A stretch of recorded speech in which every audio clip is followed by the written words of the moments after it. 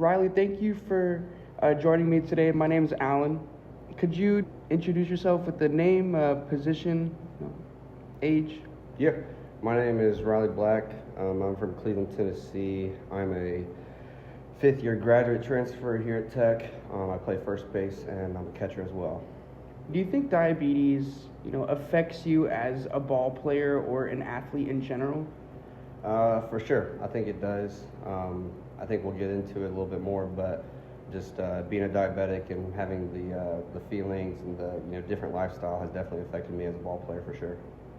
Take me back to when you were first diagnosed with diabetes. How old were you? Do you remember anything about that moment? Yeah, I've told this story a good amount of times, so I've definitely added some stuff, but I remember a lot actually. I'll keep it short, but my mom went in to get her gallbladder removed one weekend, and during that week, my sister and I, we stayed at my uncle's house, who's a family doctor back in Dayton, Tennessee.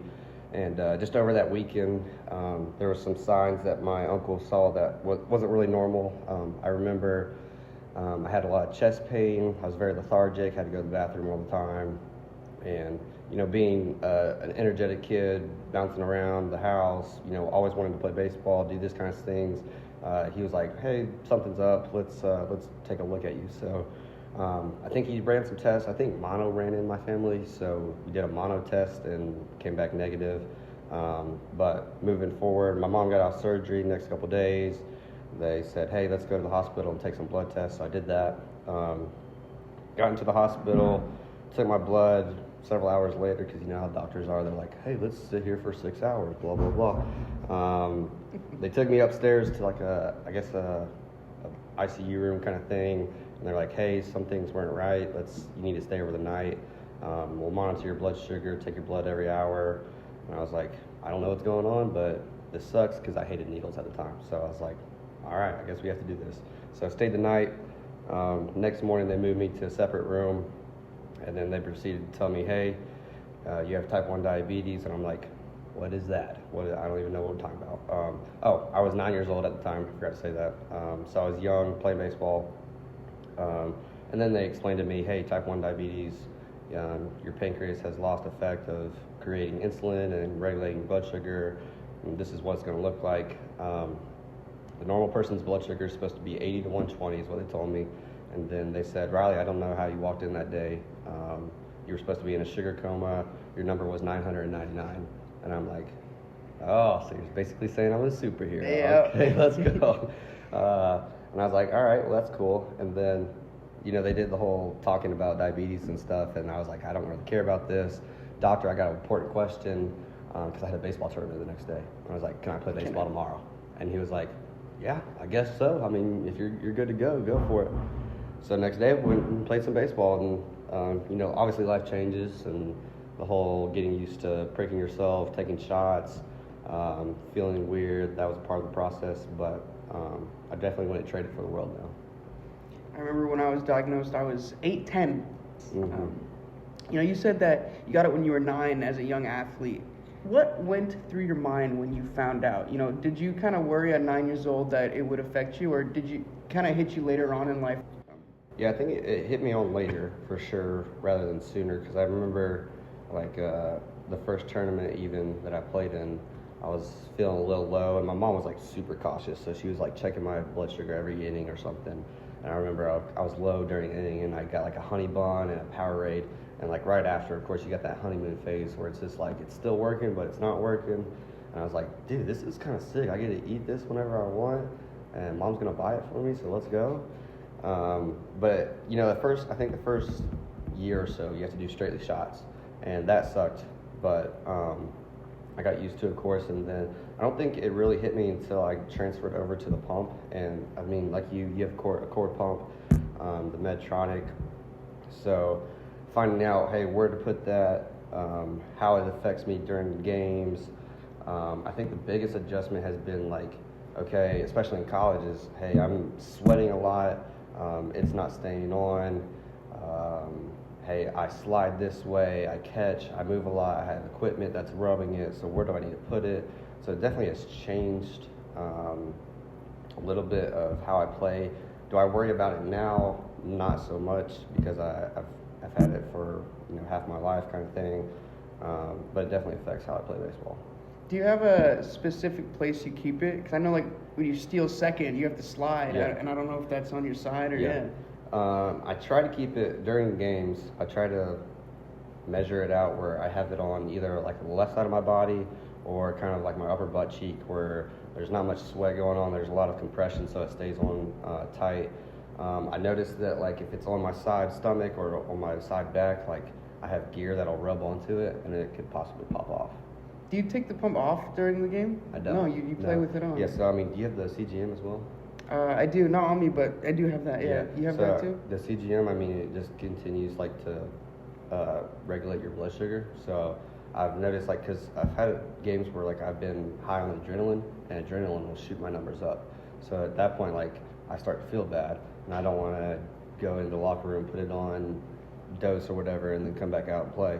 So I just keep it on during the whole game. And then the only problems I've had with it, keeping it on, is like something will happen where like I'm sweating and it'll pop off and it'll come off.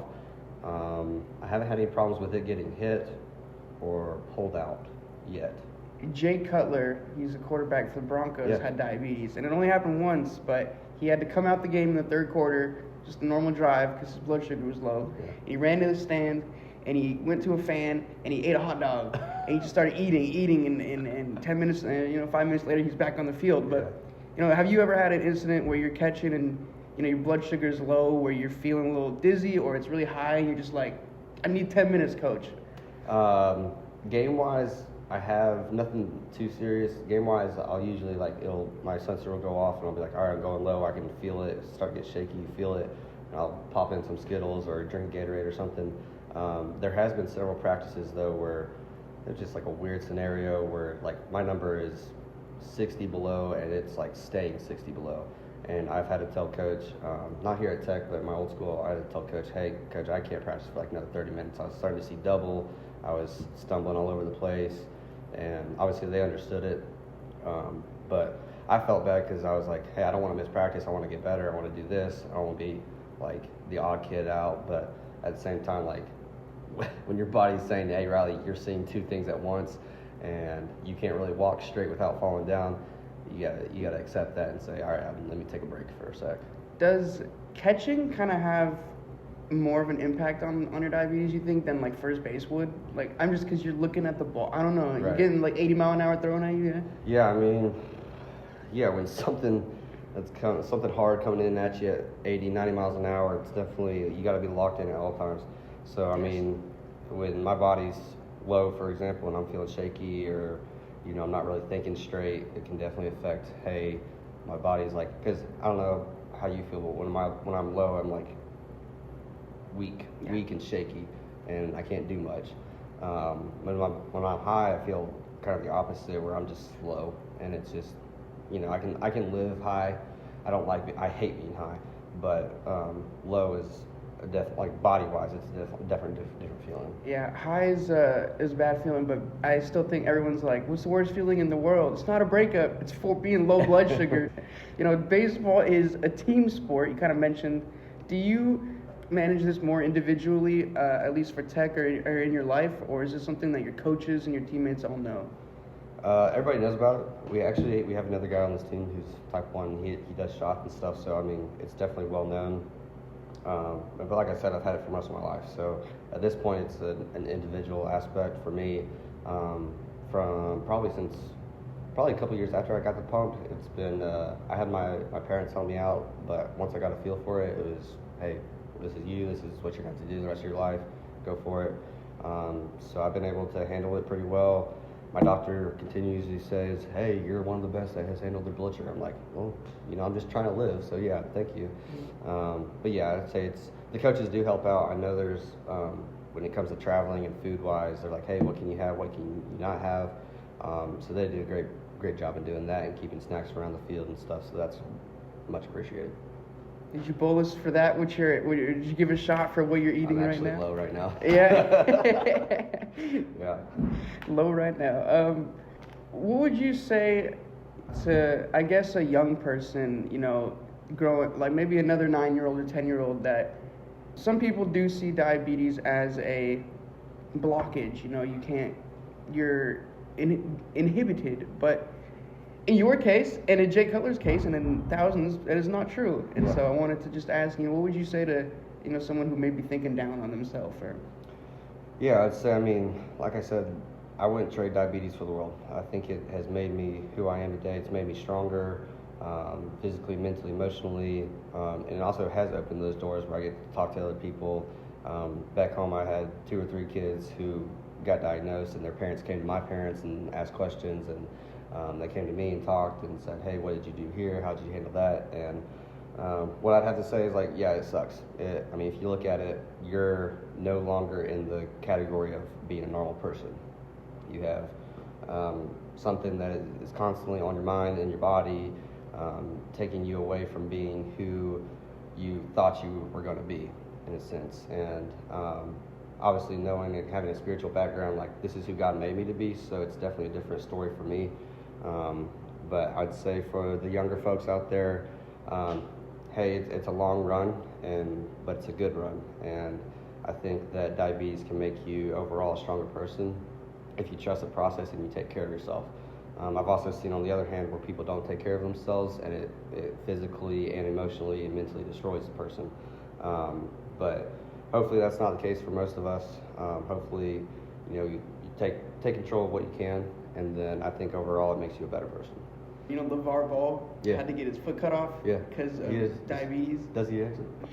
You said it, you touched on it, the whole thing, but how has diabetes kind of made you who you are today? Do you think if Riley Black, catcher, non-diabetic, is that a different person than Riley Black, diabetic? Honestly, I wouldn't love to see, but I would like to know what I would physically look like, because I think I've had to control my diet so much where, you know, would I have to eat the way I do? If I didn't have to eat this way, I wonder, like, would he be a 250-pound block of blubber over here?